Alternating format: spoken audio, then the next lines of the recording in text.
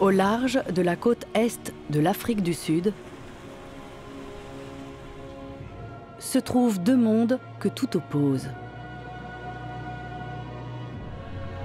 Le premier est d'une beauté lumineuse et le deuxième est baigné dans une obscurité où le camouflage règne en maître. Ces deux univers accueillent une faune très variée.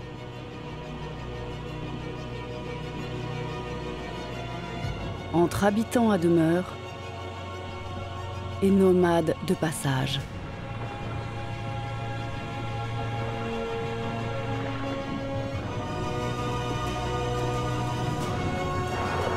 Bienvenue dans les royaumes des dunes d'Aliwal et de Sodwana.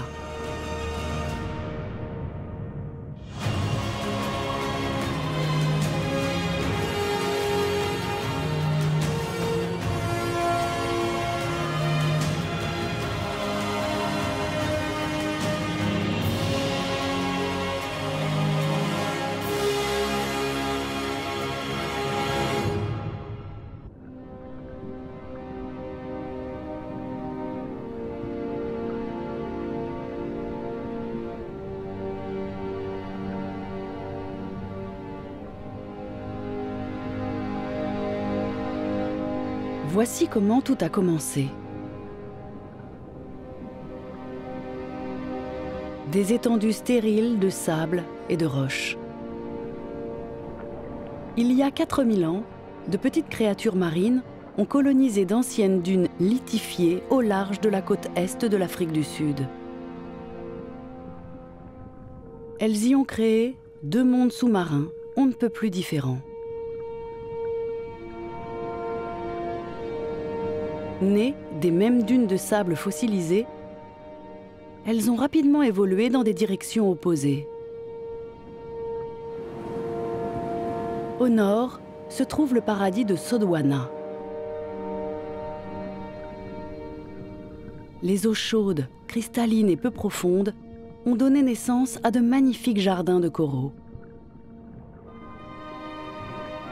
C'est aujourd'hui une région hors du temps, d'une beauté et d'une diversité incomparables.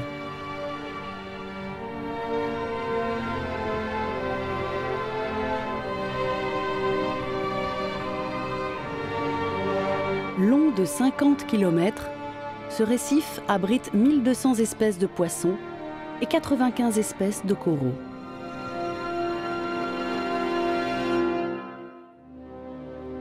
« 400 km plus au sud, se trouve le site d'Aliwal Shoal. Originaire du même ensemble de dunes fossilisées, l'endroit s'est pourtant développé de manière très différente.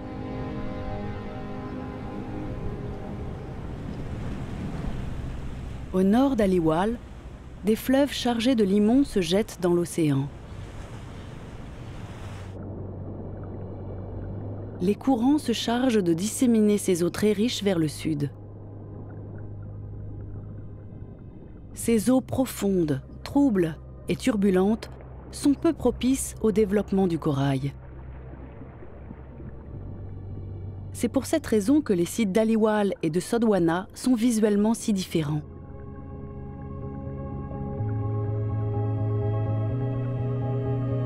En l'absence de corail, Aliwal s'est transformé en une forteresse mystérieuse composée de temples rocheux et de plateaux obscurs. Mais la vie n'en est pas moins florissante dans les courants et les marées de cet habitat.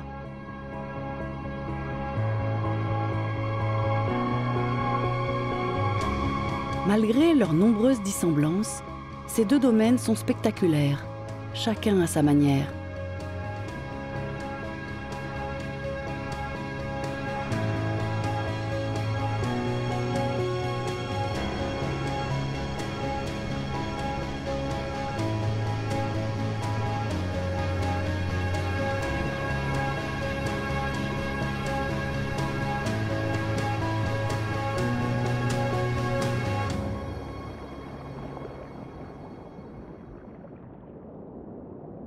Aliwal Shoal est un lieu sombre et inquiétant.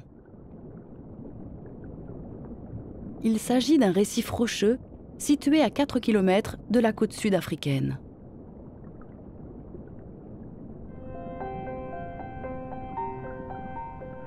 Ces eaux, très nutritives, accueillent des poissons en abondance. Mais la vie n'y est pas simple.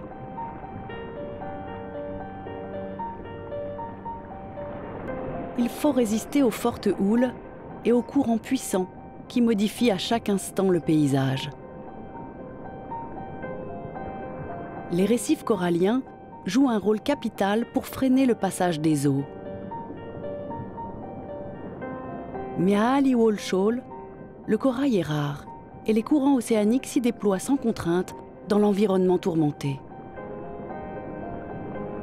L'absence de corail réduit également le nombre de cachettes face aux prédateurs. Et ici, les prédateurs sont omniprésents.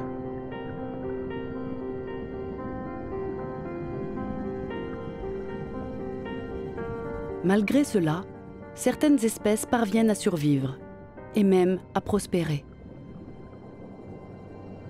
Voici un animal en transit à Aliwal au cours d'un voyage qui le mènera dans des eaux plus placides, plus au nord.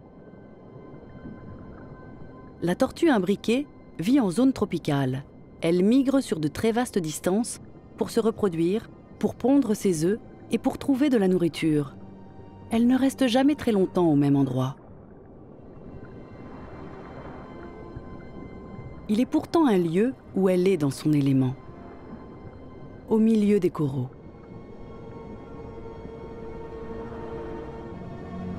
La tortue imbriquée se nourrit avant tout d'éponges qu'elle trouve en abondance dans les récifs en bonne santé. Elle est capable de migration de 2000 km pour satisfaire sa faim.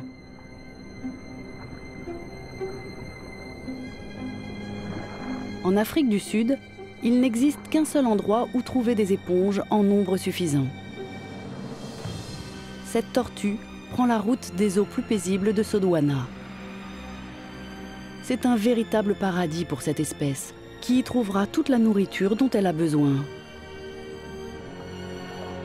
C'est l'étape idéale dans son voyage perpétuel.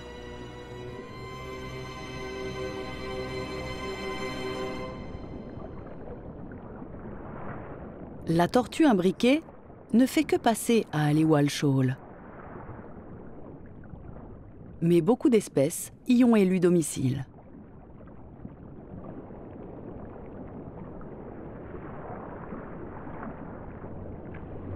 Pour ceux qui vivent dans ces eaux agitées, la survie passe souvent par l'art de la cachette.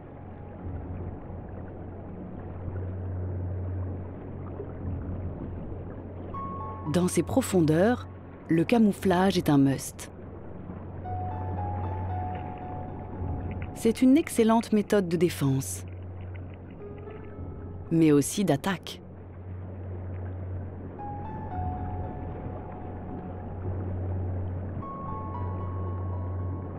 Le poisson scorpion est un maître en ce domaine.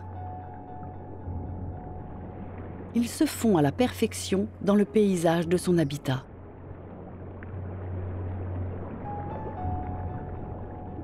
Ces piquants comportent un venin si puissant qu'il peut être mortel pour l'homme.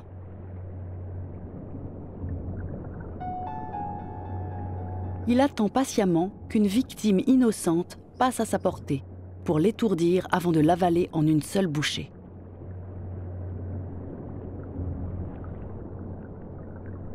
Dans ces eaux, il existe plus d'une manière de se nourrir.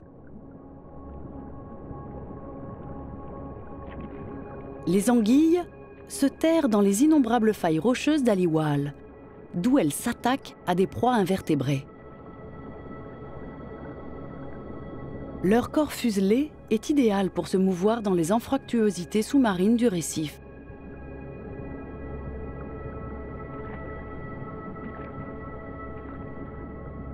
L'anguille se jette sur sa proie et l'immobilise grâce à sa mâchoire qu'elle serre comme un étau.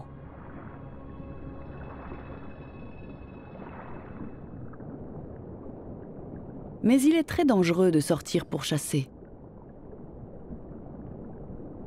car l'on court alors le risque de se transformer soi-même en proie.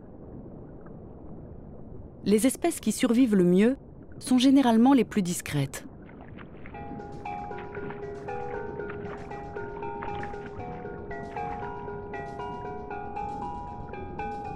Le poisson trompette se cache dans des crevasses ou au milieu de grands bancs d'autres poissons.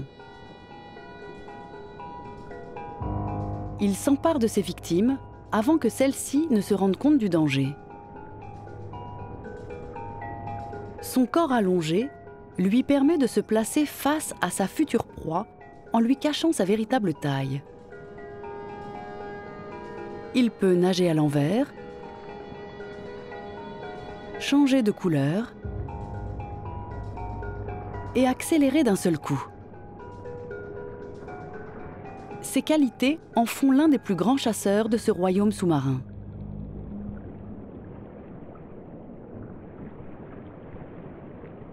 La plupart des prédateurs profitent du paysage pour se camoufler, mais certains se cachent derrière leurs voisins.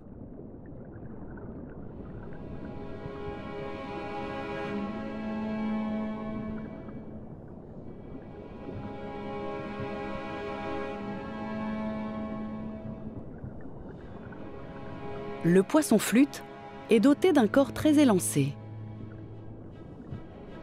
La raie, par contre, présente une surface corporelle bien plus vaste. Le poisson flûte sait qu'en se cachant au-dessus d'une raie, il peut prendre ses proies par surprise.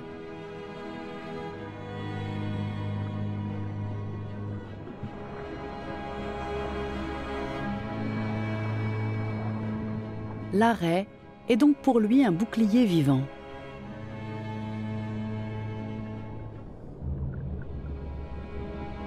La couleur sombre de la raie reproduit celle de son environnement.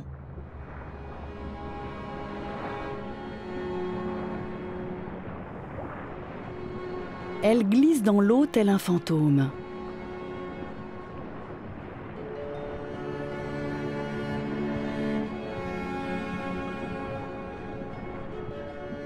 Ou alors, elle se fond dans le sable pour passer inaperçue.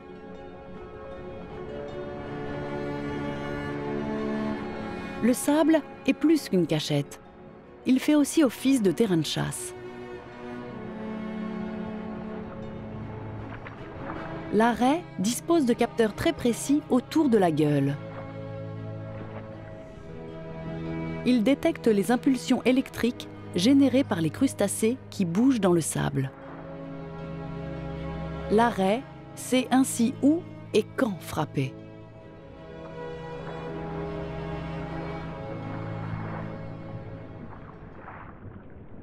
Mais tous les prédateurs n'utilisent pas uniquement la ruse.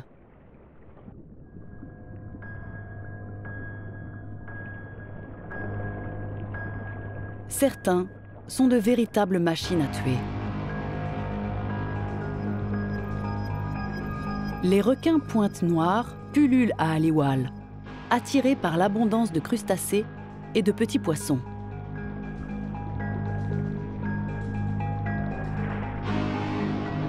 Ils attrapent leur proie en combinant force brute et agilité.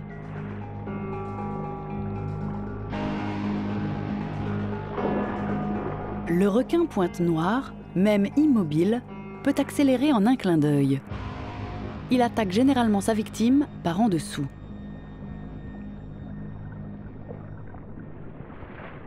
La tortue imbriquée n'est pas un prédateur aussi redoutable que le requin, mais ses repas lui demandent presque autant d'efforts. Notre ami continue son voyage vers le nord dans les eaux bleues de l'océan. Et il sera étonnamment rapide.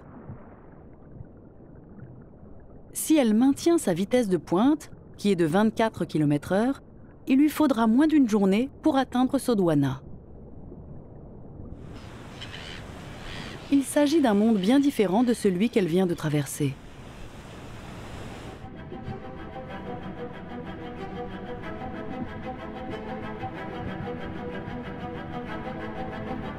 C'est un kaléidoscope de lumière, de couleurs et de vitalité.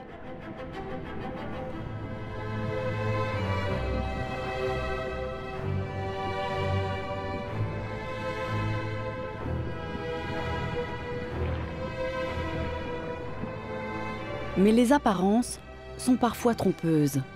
Dans un habitat si encombré, la compétition ne peut être que féroce. Ici, la beauté n'a aucune valeur esthétique.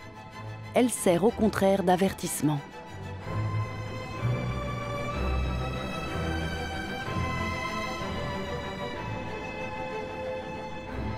Les plus beaux organismes sont souvent aussi les plus dangereux.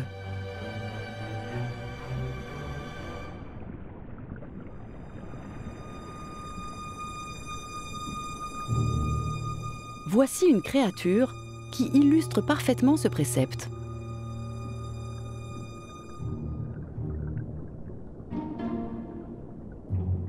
La crevette arlequin est l'une des plus belles attractions visuelles du récif. Mais son mode de vie est franchement macabre. La crevette arlequin se nourrit avant tout d'étoiles de mer. Et lorsqu'elle parvient à en attraper une, elle fait tout pour ne plus la lâcher.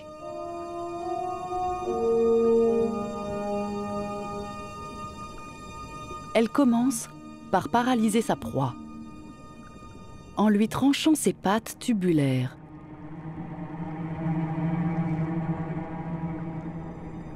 Ensuite, lentement mais sûrement, elle dévore le pauvre invertébré sans défense. Grâce à des cellules souches spécialisées, les pattes de l'étoile de mer repoussent. La pauvre victime est donc gardée prisonnière pendant sa convalescence, fournissant un repas toujours renouvelé à ses bourreaux. Les étoiles de mer finissent généralement par mourir de faim. Mais on a déjà vu des crevettes arlequins maintenir des étoiles de mer en vie en les nourrissant pour prolonger leur propre festin. C'est une agonie très lente. Dans un environnement où la compétition est si féroce, la spécialisation est la voie à suivre pour survivre. La crevette tire ainsi le maximum d'une niche que ses voisins n'exploitent pas.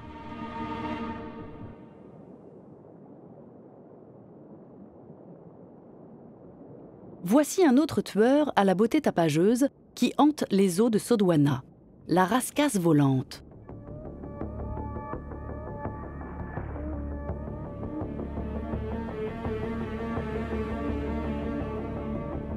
Ses curieuses épines et ses couleurs chamarrées attirent le regard.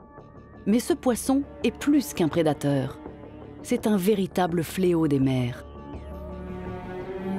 Pour ses voisins, le seul moyen de survivre est de l'éviter.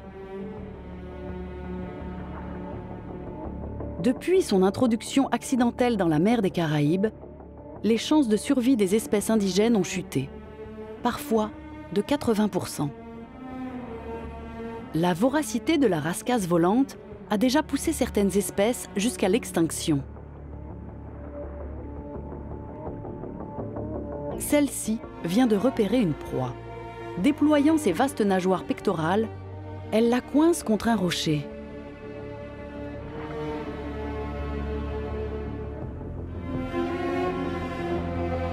Cette tactique est aussi fascinante que redoutable. La proie ne peut pas s'échapper. Et la rascasse volante attaque, dévorant tout ce que sa gueule lui permet d'avaler.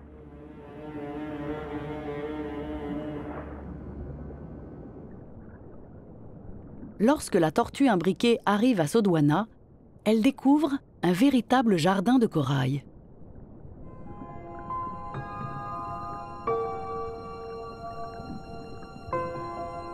Elle a enfin atteint son paradis tropical et elle peut passer à table.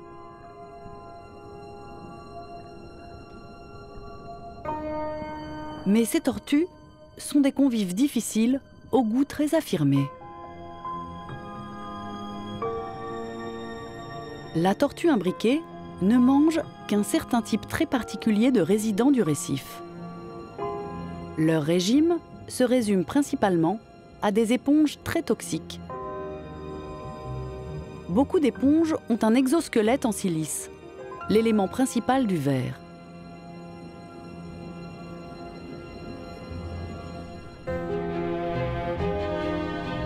La tortue imbriquée raffole de cette substance dangereuse et coriace. Elle est le seul reptile capable de s'en nourrir.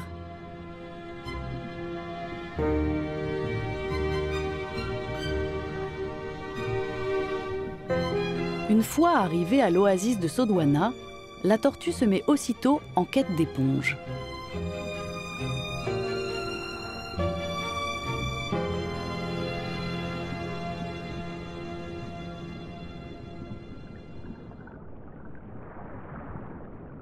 Elle ne tarde pas à croiser la route de l'un des principaux prédateurs du récif.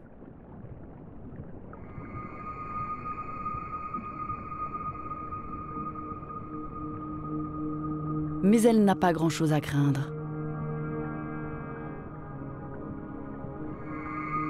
Cette femelle requin-taureau a une autre priorité. Elle est là pour sa gestation.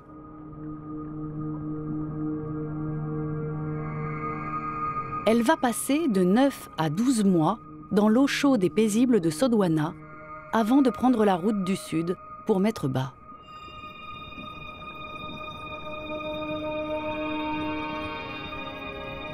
Pour l'heure, elle profite des conditions idéales pour le développement de l'embryon. Ce monde sous-marin à la beauté frappante a eu des débuts très modestes. Au commencement, les récifs étaient du sable.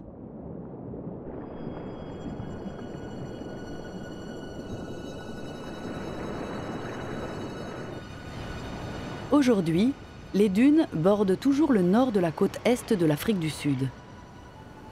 Il y a des milliers d'années, les dunes côtières se sont retrouvées immergées lorsque le niveau de la mer a monté sous l'effet de la fonte des glaces.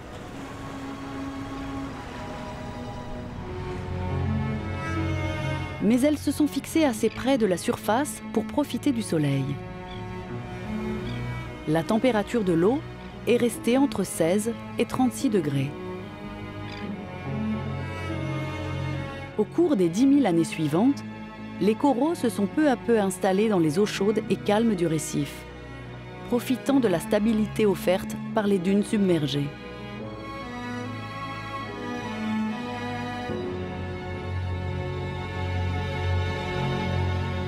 Le royaume de corail de Sodwana était né.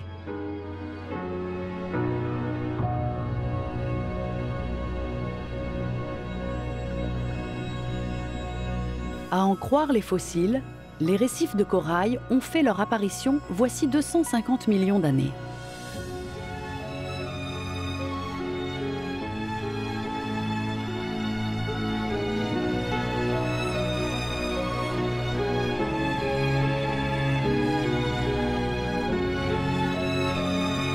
Aucun macro-écosystème de la planète ne présente une telle diversité d'espèces. Leur naissance est le fait de créatures à peine visibles. Les polypes. Ces petits organismes bourgeonnants n'ont pas de squelette. Certains d'entre eux ont mis au point une technique étonnante pour se soutenir.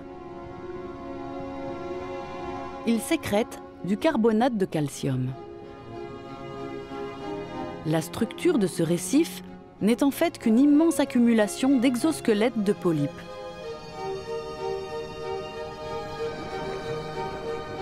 Mais les polypes n'étaient pas seuls.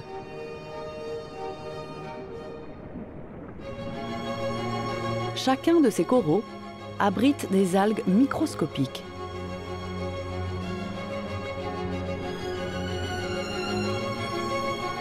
Elles sont si petites que chaque centimètre carré de corail peut en comporter plus d'1 million.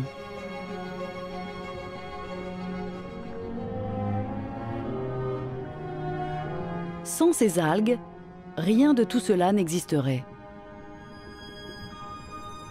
Lors de la construction d'un récif, le corail absorbe le calcium contenu dans l'eau. Au contact du dioxyde de carbone, il génère du bicarbonate de calcium. Mais ce composé chimique est soluble dans l'eau et se dissout donc dès sa création. C'est là que les algues entrent en scène. Elles utilisent le dioxyde de carbone du corail pour leur photosynthèse, ce qui transforme la structure du bicarbonate de calcium en carbonate de calcium, un squelette calcaire stable et résistant à l'eau. Cette symbiose est si importante pour la survie du corail qu'elle ne peut se développer qu'en eau peu profonde, où les algues peuvent profiter de la lumière du soleil. La relation entre ces deux organismes donne naissance à l'un des écosystèmes les plus diversifiés de la planète. C'est un espace de vie où le sable stérile est transformé en jardin sous-marin.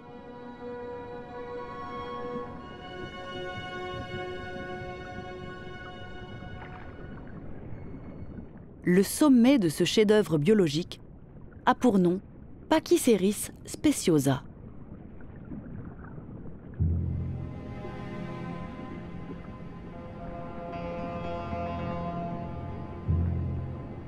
Ou corail plateau strié.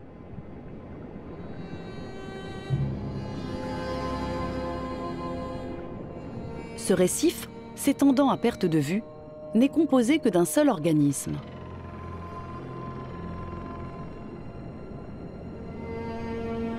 Il se reproduit par autoclonage en se désagrégeant pour créer des répliques exactes de lui-même. Les récifs grandissent en moyenne de 4 mètres tous les 1000 ans.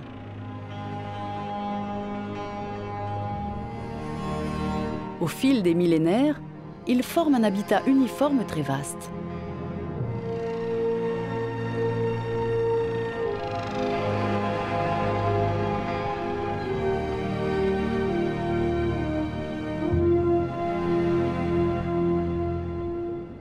Malgré leur apparence très esthétique, les coraux sont en fait des carnivores très agressifs. Les polypes sont dotés d'organes nommés nématocystes ou cellules urticantes.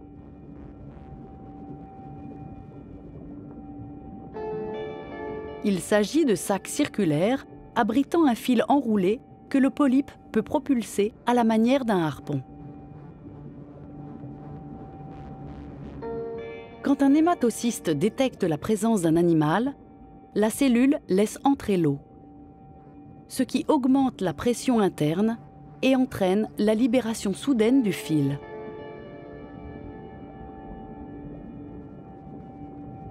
Les crochets pénètrent dans la chair de la proie et l'empoisonnent. La victime est ensuite attirée jusqu'à la gueule du polype, puis digérée dans son estomac. Les difficultés de la vie sous-marine ont encouragé l'apparition de stratégies de survie astucieuses. Certaines créatures ont appris à utiliser l'arme mortelle du polype pour leur propre protection. Comme les coraux, les anémones de mer sont des polypes dotés de cellules urticantes. Le poisson clown est le seul animal que l'anémone ne pique pas. Ce poisson est recouvert d'une épaisse couche de mucus qui le protège des nématocystes.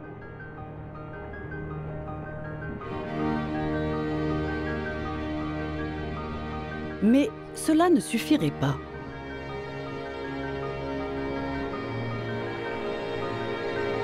Dès son plus jeune âge, le poisson clown vient se présenter à son hôte. Il se frotte contre l'anémone pour familiariser les polypes à son contact.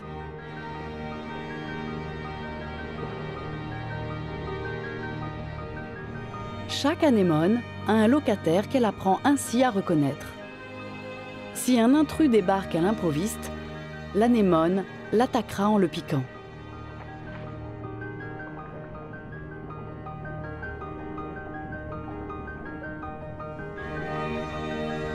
Le poisson clown reste toute sa vie auprès de son anémone.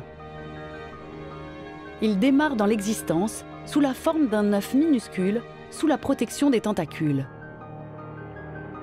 Ils passent ensuite leur adolescence à jouer dans la forêt de cellules urticantes.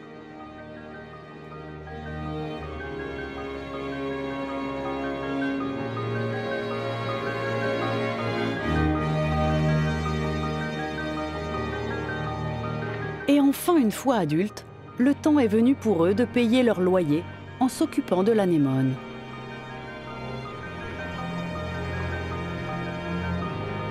Ils remuent l'eau autour d'elle pour faire en sorte qu'elle reçoive un flux constant d'oxygène.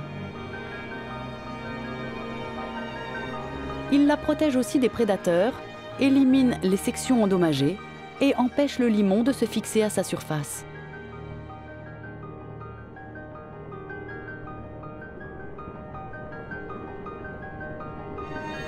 Le poisson-clown n'est pas le seul résident de Sodwana capable de résister à la piqûre urticante de l'anémone. Les jeunes demoiselles à 3 points y sont immunisées pendant leur croissance. Le plus curieux est que les anémones ne les acceptent que lorsqu'elles sont jeunes. Une fois adultes, les demoiselles perdent ce traitement de faveur. Par chance pour les demoiselles, leur agressivité se développe avec l'âge et elles ont moins besoin de la protection offerte par l'anémone.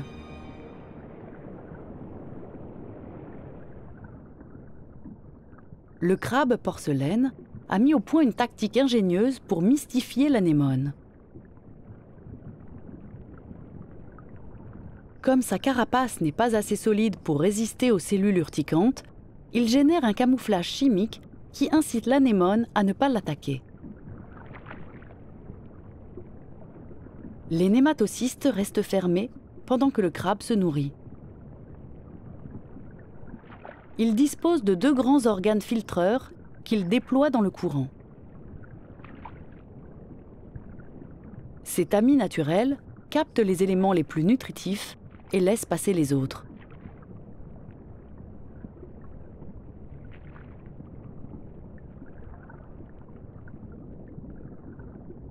Certains habitants des lieux forment des partenariats bénéfiques aux 2 parties.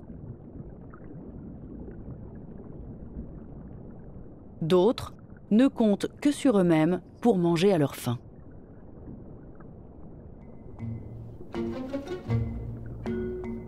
Le surmulet est doté d'une langue externe très sensible qui l'aide à localiser les proies invisibles de Sodwana, comme les crevettes ou les crabes. Ses moustaches ont pour nom barbillon. Les capteurs, situés au bout des barbillons, lui permettent de fouiller son environnement à la recherche de nourriture. Une fois sa proie détectée, le surmulet la déterre du sable.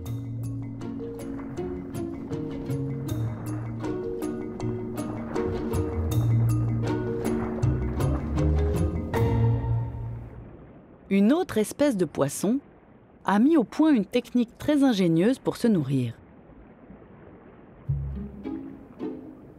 Voici le Stégaste pellicieri, un herbivore qui se nourrit d'algues. Ses mouvements sont moins désordonnés qu'on pourrait le croire.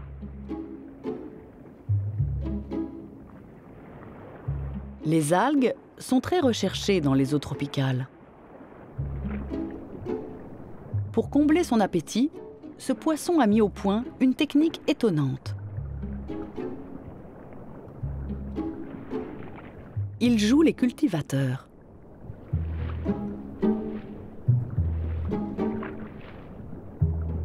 Il commence par défricher une parcelle de terrain, en détruisant les coraux qui s'y développent. Et ensuite, il cultive son jardin. Il grignote en permanence ses plantations, mais sans jamais dévorer les plantes jusqu'à leurs racines pour ne pas les tuer. Mais c'est une tâche difficile. Il doit constamment éloigner ses concurrents tout en veillant sur son potager.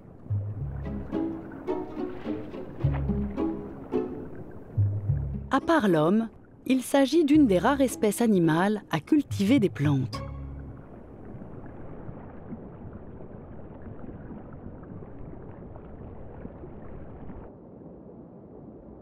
Ce combat perpétuel pour la nourriture a pour avantage de favoriser la création de partenariats très forts entre différentes espèces. Sodwana regorge d'animaux spécialisés qui ont appris à survivre en proposant leurs services à d'autres.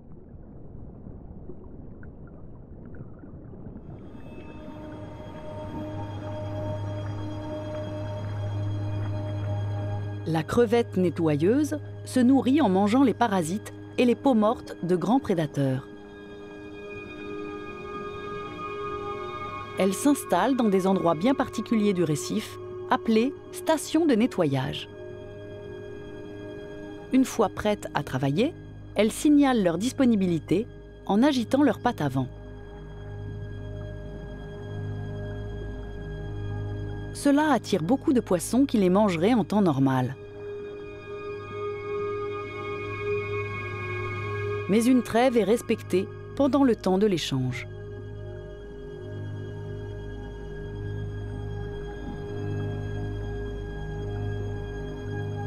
À l'approche des crevettes, la morue de roche modifie ses marques corporelles pour indiquer qu'elle est là, non pas pour chasser, mais pour se faire bichonner.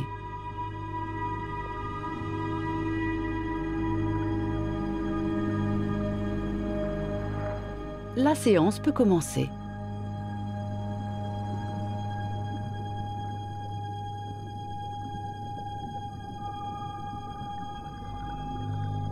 Le labre nettoyeur survit de la même façon.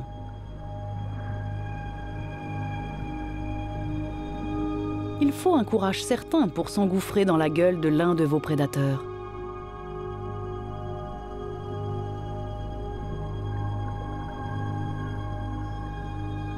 Mais pour certaines espèces, c'est le prix à payer pour trouver de quoi se nourrir.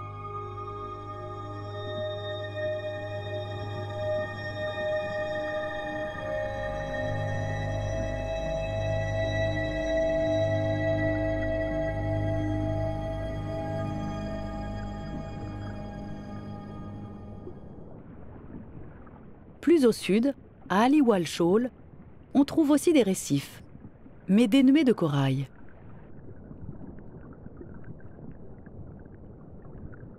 Ils sont composés avant tout de roches. Les sédiments fluviaux, les forts courants et l'eau qui déferle en permanence sont un grand frein à la formation du corail.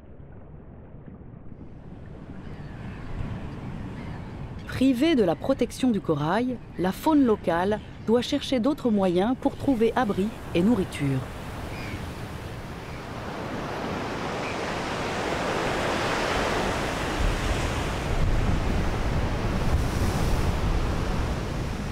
Mais, contre toute attente, cette instabilité naturelle a entraîné l'apparition d'un renouveau de la vie sous-marine. Tout a commencé par une tragédie humaine.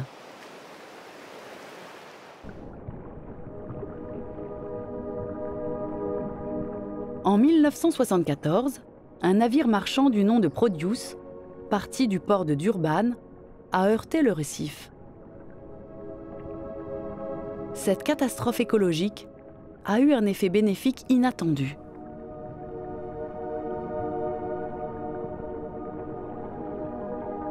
La nature a ainsi pris le dessus sur l'homme et sa technologie. Cette épave est un véritable paradis pour la faune et la flore marine.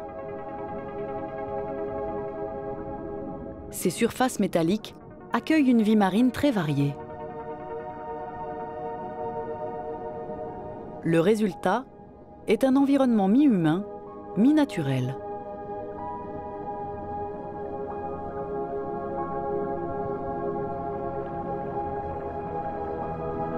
C'est le rêve des amateurs d'embuscades. Comme l'épave attire énormément d'espèces différentes, tous les poissons qui passent dans les parages doivent rester sur leur garde en permanence.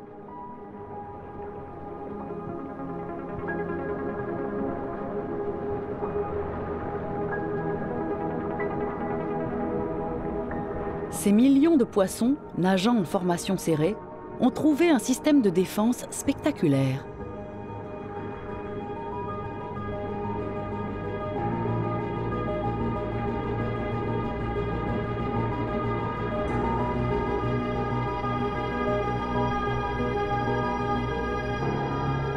La sardine, Etrumeus teres, est l'un des poissons les plus recherchés par les prédateurs.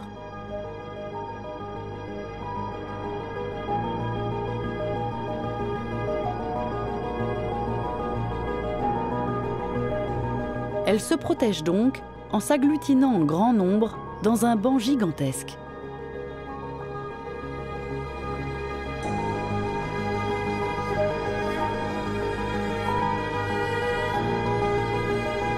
Elle danse autour de la poupe en un fascinant ballet aquatique.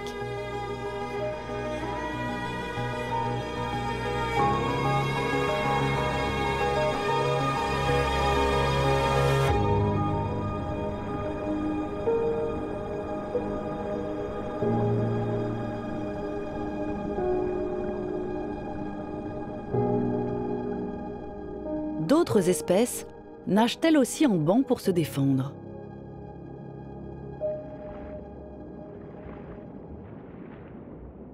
Les poissons qui vivent en haute mer n'ont pas de récif où se mettre à l'abri.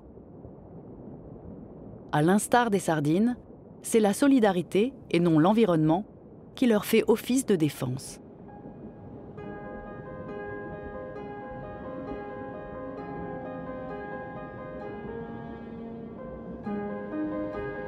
Tous les poissons sont dotés de lignes latérales le long du corps. Elles servent à détecter les moindres changements de pression dans l'eau. Le poisson se rend compte de la moindre perturbation et agira en conséquence.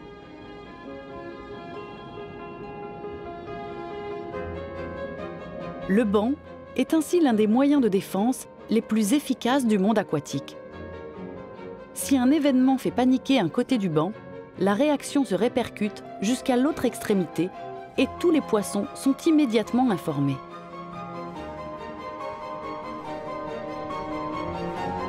En outre, chaque poisson qui se déplace crée sa propre vague de proue.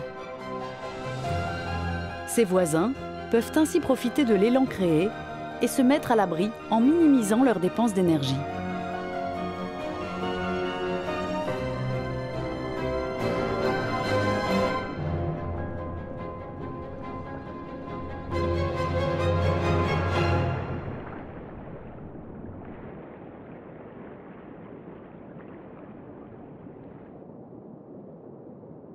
À Sodwana, la proie de la tortue imbriquée n'a aucun moyen de s'échapper.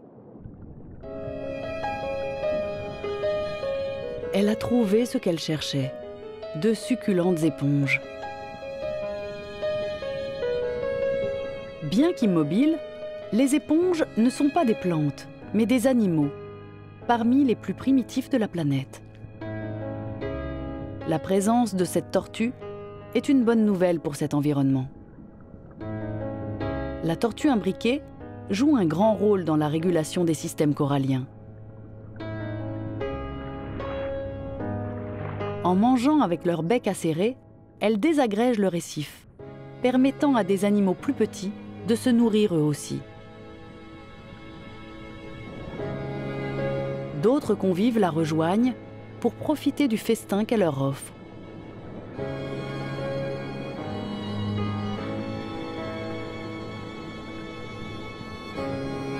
Tel est le secret des royaumes des dunes.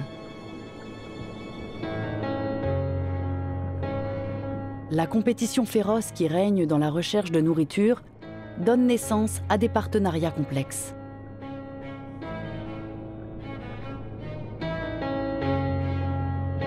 Aliwal et Sodwana sont deux milieux très différents, mais ils ont pourtant ce trait en commun.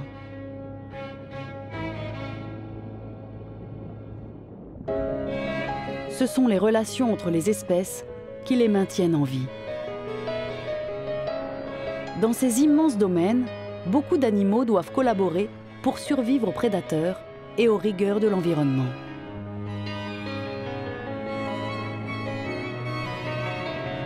Le résultat ?